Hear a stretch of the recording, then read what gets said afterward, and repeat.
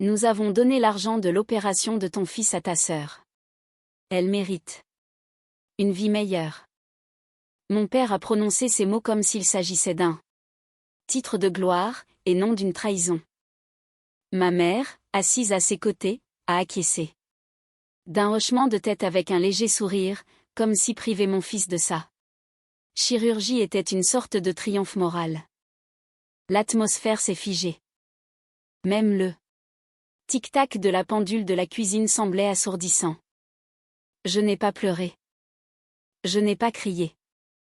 J'ai simplement regardé mon fiancé, Alexandre, de l'autre côté de la table. Sous la nappe, sa main serrait déjà la mienne, ferme et rassurante. Ma sœur, Chloé, a esquissé un sourire narquois et a dit d'une voix mielleuse. Tu comprendras un jour, Léa. La vie récompense ceux qui se donnent les moyens de réussir. Quelque chose en moi s'est brisé en silence. Mon père s'est adossé à sa chaise en prenant une gorgée de son café. Chloé va ouvrir sa boutique de prêt-à-porter. Elle a plus besoin de cet argent que toi.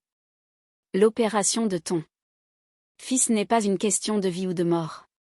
Elle peut attendre.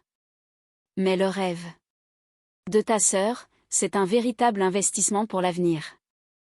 Alexandre s'est levé lentement, calme et maître de lui. Monsieur et Madame Mercier, a-t-il dit. D'une voix basse mais tranchante, avez-vous seulement conscience de ce que vous venez de dire? Ma mère a froncé les sourcils.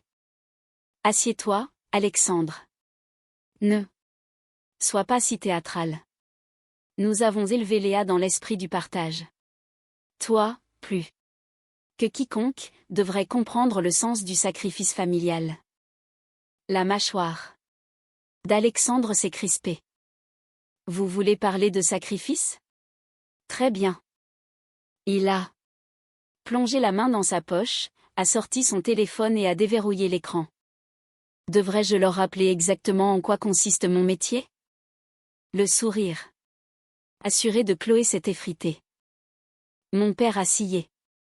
Qu'est-ce que tu veux dire par là? Alexandre a tourné l'écran vers eux, et Chloé a soudainement pâli. Parce que si je le fais, a-t-il ajouté doucement, toute cette conversation va prendre une tournure bien différente. Le calme d'Alexandre était terrifiant. Il n'a pas haussé le ton. Il n'a même pas scié. Il a simplement fixé mes parents, ces deux personnes qui venaient de voler l'avenir de mon enfant, comme s'il les voyait enfin sous leur vrai jour. Mon père a croisé les bras. Ne commence pas à nous menacer, mon garçon. Nous avons fait ce que nous devions faire. Le ton d'Alexandre est resté parfaitement posé.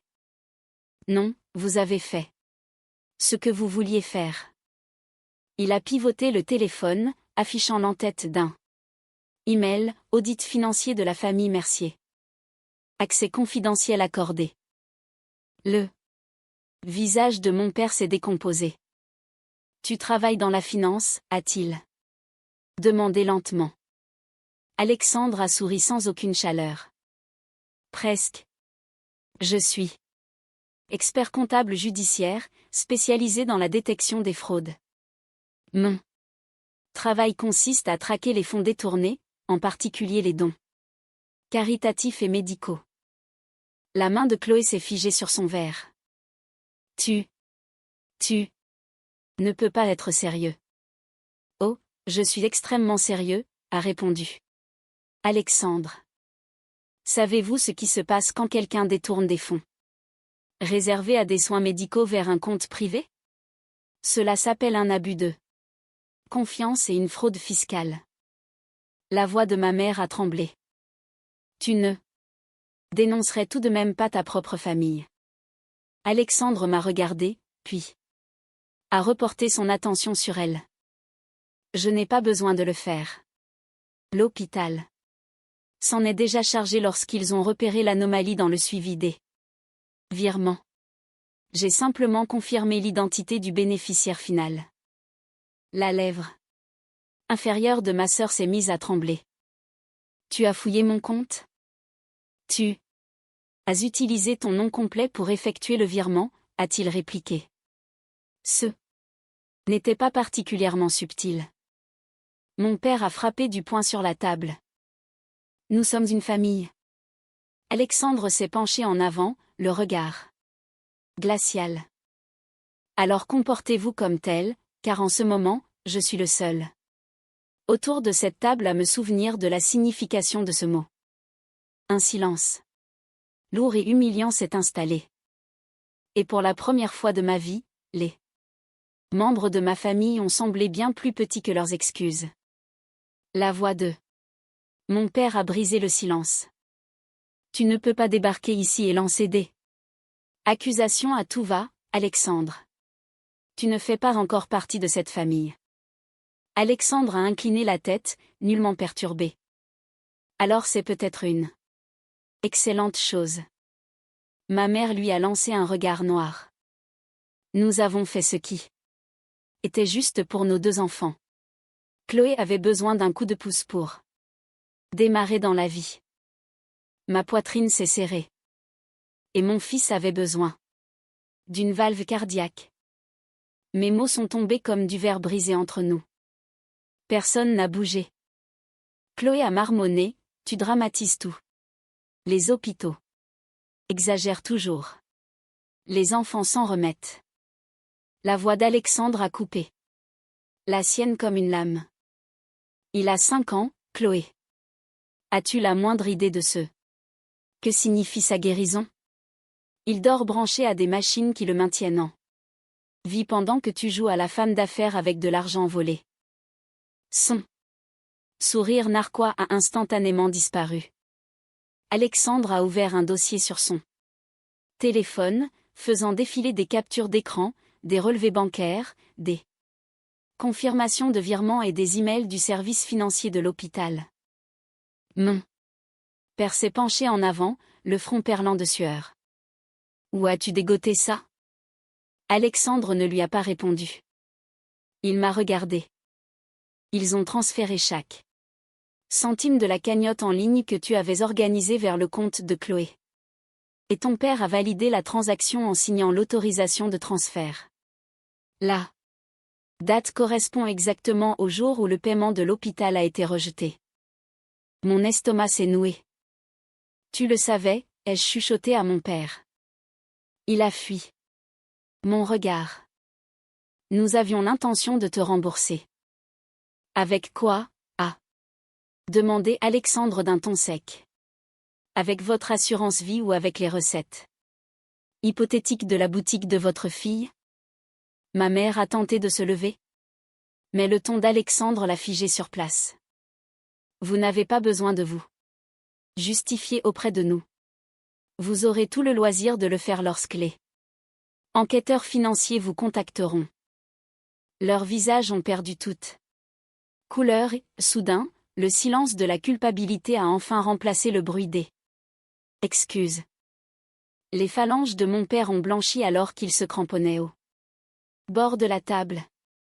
Tu n'oserais pas mêler la justice à des affaires de famille. A-t-il sifflé. Alexandre s'est adossé, toujours aussi serein. C'est déjà fait. L'hôpital a lancé une procédure interne dès que les fonds ont disparu. Je me suis contenté de confirmer où ils avaient atterri. Les lèvres de ma mère ont tremblé. Nous allions le rendre. Chloé avait juste besoin de lancer ça. Boutique d'abord. Arrêtez, ai-je dit doucement. Vous ne l'avez pas emprunté. Vous l'avez pris sur l'argent destiné à l'opération de votre propre petit-fils. Et vous avez trouvé cela normal parce que vous pensiez que je garderais le silence, comme d'habitude.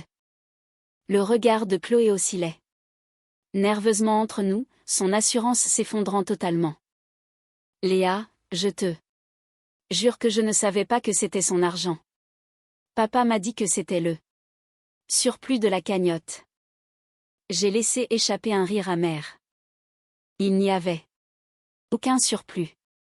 Chaque euro avait une destination précise. Des donateurs nous avaient fait confiance. Alexandre a fait glisser un dossier sur la table, un rapport imprimé arborant le logo du CHU. Ils ont déjà déposé une plainte préliminaire, mais ils acceptent de suspendre les poursuites judiciaires formelles si l'intégralité de la somme est restituée sous 72 heures. Ma mère a eu un hoquet de surprise. 72 heures. C'est impossible, a marmonné mon père. Nous ne pouvons pas débloquer une telle somme aussi rapidement. Alexandre a haussé les épaules. Alors il est peut-être temps d'appeler les investisseurs de votre fille chérie. La voix de Chloé s'est brisée. Vous nous détruisez. J'ai plongé mon regard dans le sien. Non, Chloé. Tu as fait cela toute seule le jour où tu as décidé que la souffrance de mon enfant était moins importante que ton train de vie. Pendant un instant, personne n'a parlé. Seul le souffle lourd et saccadé de mon père résonnait dans la pièce.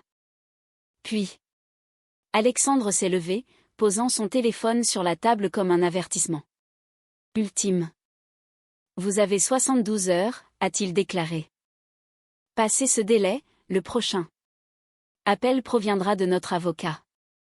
Et lorsqu'il a pris ma main pour nous diriger vers la sortie, ma famille a enfin compris. Cette fois-ci, je ne bluffais pas. Le lendemain matin, mon téléphone n'a pas arrêté de vibrer. Des appels manqués, des messages vocaux, dont un de ma mère, Léa. S'il te plaît, ne fais pas ça. Nous allons arranger les choses. Nous avons juste besoin de plus de temps. Et un autre de mon père, tu ne réfléchis pas rationnellement. Tu vas détruire ta propre famille. Pourtant, pour la première fois de ma vie, je n'avais jamais eu les idées aussi claires. J'ai fixé le rappel sur le calendrier qu'Alexandre avait configuré, fin du délai de 72 heures, vendredi à 9 heures. Les journées ont défilé d'une lenteur exaspérante. Alexandre travaillait calmement à mes côtés, son ordinateur ouvert, vérifiant l'historique des transactions. Il ne parlait que lorsque c'était nécessaire, posant simplement une main réconfortante sur mon épaule chaque fois que ma détermination menaçait de faiblir. Le deuxième jour, Chloé m'a appelé depuis un numéro masqué. Léa, s'il te plaît. Le lancement de la boutique est un fiasco. Je ne trouve aucun investisseur. Papa est au bord de la crise de nerfs. Et maman ne cesse de pleurer. Je n'ai rien répondu. Elle a expiré d'une voix tremblante, tu as changé. Tu es devenu glacial. J'ai esquissé un léger sourire. Non, Chloé.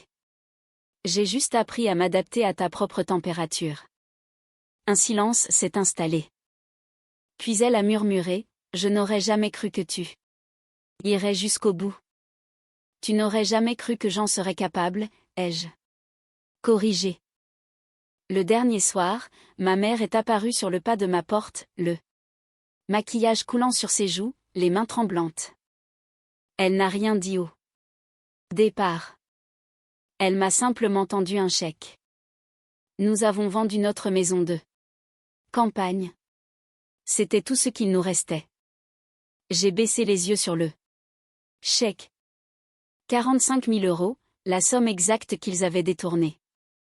J'espère que ta sœur en tirera une leçon, a-t-elle murmuré. Elle n'en tirera rien, ai-je répondu. Mais moi, oui. Lorsqu'Alexandre a transmis la confirmation du remboursement à l'hôpital le lendemain matin, le service juridique a envoyé un message laconique en retour, dossier classé, fonds restitués. J'ai refermé mon ordinateur lentement. La tempête s'était enfin calmée. Pendant quelques jours, un silence total s'est réinstallé. Ce genre de silence qui n'évoque pas la paix, mais les décombres d'après-crise. Puis, le jeudi soir, mon père m'a appelé. Sa voix semblait plus faible et usée que jamais. Nous avons perdu la boutique ? A-t-il murmuré. Les investisseurs de Chloé s'étaient retirés après que des rumeurs concernant le détournement des fonds de l'hôpital avaient commencé à circuler. Alexandre a levé les yeux de son ordinateur et a murmuré en silence. Ils n'ont que ce qu'ils méritent. Je n'ai rien dit. Mon père a poursuivi. Ta mère a changé. Elle ne sort plus de la maison. Chloé parle à peine. Es-tu heureuse maintenant, Léa? L'ancienne Léa aurait éprouvé de la culpabilité. Mais aujourd'hui, je ne ressentais que le poids de la vérité.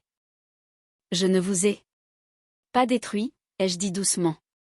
Vous vous êtes détruit vous-même le jour où vous avez choisi son rêve au détriment des battements de cœur de votre petit-fils. Il a poussé un soupir tremblant. Tu parles exactement comme Alexandre. C'est peut-être un compliment, ai-je rétorqué avant de raccrocher. Le lendemain matin, Alexandre m'a remis une enveloppe en craft. À l'intérieur se trouvaient les copies imprimées de chaque transaction, de chaque virement et de chaque mensonge, authentifié par le tampon officiel de son cabinet d'audit. C'est pour tes archives personnelles, a-t-il dit. Ce n'est pas pour te venger, c'est uniquement pour te protéger. Tu as gagné le droit de ne plus jamais te laisser manipuler. Je l'ai contemplé, submergé par l'émotion. Tu as fait tout cela pour moi. Il a souri doucement. Pour toi. Et pour ce petit garçon là-haut qui mérite d'avoir des parents capables de dormir sur leurs deux oreilles. Ce soir-là, en bordant mon fils dans son lit, sa petite main s'est glissée dans la mienne. Pour la première fois, je ne me sentais pas impuissante. Me semblait que j'étais enfin ancrée, forte. Ils avaient passé leur vie à essayer de m'enseigner que le silence était une force. Mais Alexandre m'avait appris une bien plus belle leçon. Le silence n'est pas le pouvoir. C'est la vérité qu'il est, et désormais, cette vérité m'appartenait. Entièrement. 2 semaines plus tard, ma mère m'a envoyé un SMS, repas de famille dimanche. Juste nous. Pas de tension cette fois, je te le promets. Alexandre a haussé un sourcil quand je lui ai montré le message. Tu penses que c'est un piège? Absolument, ai-je répondu. Mais j'irai. Il a souri. Alors je t'accompagne.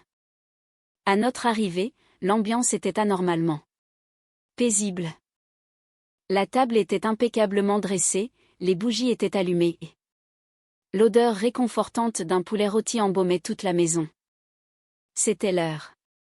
Technique de distraction habituelle, créer une illusion d'amour et de chaleur. Pour faire oublier la blessure béante qui se cachait juste en dessous. Chloé nous a accueillis la première, un sourire de circonstance plaqué sur le visage. Tu as bonne mine, m'a-t-elle dit. Toi aussi, ai-je répondu en balayant du regard les murs nus. Où sont passées les affiches de ta boutique? Son sourire s'est figé un court instant. Je les ai enlevées, je change d'identité visuelle. Mon père s'est raclé la gorge. Nous voulions discuter de l'avenir. Et aller de l'avant. Alexandre s'est adossé à sa chaise, son bras effleurant le mien. Avant d'envisager quoi que ce soit, sachez que le casier financier de votre fille est à nouveau vierge. Mais si l'un de vous tente encore d'utiliser son nom ou de toucher à ses comptes, je veillerai personnellement à ce que le prochain audit ne reste pas confidentiel. Un silence de plomb est retombé sur la pièce. Ma mère a tendu la main vers la mienne. Léa, je sais que nous t'avons fait du mal. Je sais que nous ne méritons pas ton pardon, mais nous faisons des efforts. J'ai observé ses traits. Elle paraissait plus vieille, fatiguée, brisée. Pour la première fois de sa vie, elle ne parlait pas avec condescendance ou supériorité. Elle parlait avec la vulnérabilité de quelqu'un qui a tout perdu. Je vous crois, ai-je murmuré. Mais le pardon n'est pas une remise à zéro. C'est une limite claire. Mon père a hoché lentement la tête. Tu parles exactement comme ton grand-père. Cela m'a fait marquer un temps d'arrêt. Mon grand-père. Il a baissé les yeux. Avant de s'éteindre, il m'a dit quelque chose que je n'avais jamais compris jusqu'à aujourd'hui. J'ai attendu qu'il continue. Il a croisé mon regard, la voix étranglée par l'émotion. Il m'a dit, un jour, elle sera celle qui sauvera cette famille d'elle-même. Un silence profond a régné après les paroles de mon père. Pour une fois, il n'y avait pas de justification, pas de discours larmoyant teinté de culpabilité, juste le silence brut de personnes réalisant enfin ce qu'elle était devenue. Ma mère a essuyé ses yeux. Nous pensions que contrôler signifiait aimer. Que tout donner à Chloé permettait de préserver l'image de la famille. Mais tout ce que nous avons réussi à faire, c'est détruire la seule personne qui nous rattachait à notre humanité. Je l'ai regardé, je l'ai vraiment regardé, et pour la première fois, je ne ressentais aucune haine. Je ressentais une forme de paix intérieure, une page qui se tournait. Définitivement. Sous la table, Alexandre a pressé ma main pour m'apporter son soutien. Les familles se reconstruisent, a dit doucement Alexandre. Mais seulement lorsque la vérité remplace la fierté. Chloé est restée immobile, les yeux fixés sur son assiette intacte. J'ai tout perdu, a-t-elle murmuré. Ma boutique, mes investisseurs, ma réputation. Tu n'as pas tout perdu, ai-je répondu calmement. Tu as simplement perdu ce qui ne t'appartenait pas. Ses yeux ont croisé les miens, cette fois, il n'y avait plus aucune provocation. Seulement de l'épuisement. Je suis désolée, Léa, a-t-elle dit d'une voix chevrotante. Pour tout ce que j'ai fait. Ce n'était pas parfait. Ce n'était pas suffisant pour tout effacer, mais c'était un début. Après le dîner, mon père nous a accompagnés jusqu'à la voiture. L'air de la nuit était frais, le ciel dégagé. Je sais que nous ne pouvons pas effacer le passé, a-t-il dit d'une voix basse. Mais je suis fier de toi. Tu as défendu tes positions. Tu es devenu le genre de personne que j'étais trop faible pour être. J'ai esquissé un léger sourire. Alors c'était peut-être ce que le grand-père voulait dire. Sur le chemin du retour, Alexandre a tendu la main pour prendre la mienne. Ça va. J'ai regardé par la vitre les rues paisibles qui défilaient. Mieux que bien. Je n'ai pas seulement obtenu justice, j'ai trouvé la paix. Parce que parfois, la revanche ne fait pas de bruit. Elle est calme, silencieuse et incontestable. Et lorsqu'elle se manifeste, elle ne détruit pas le passé par le feu. Elle l'enterre avec dignité.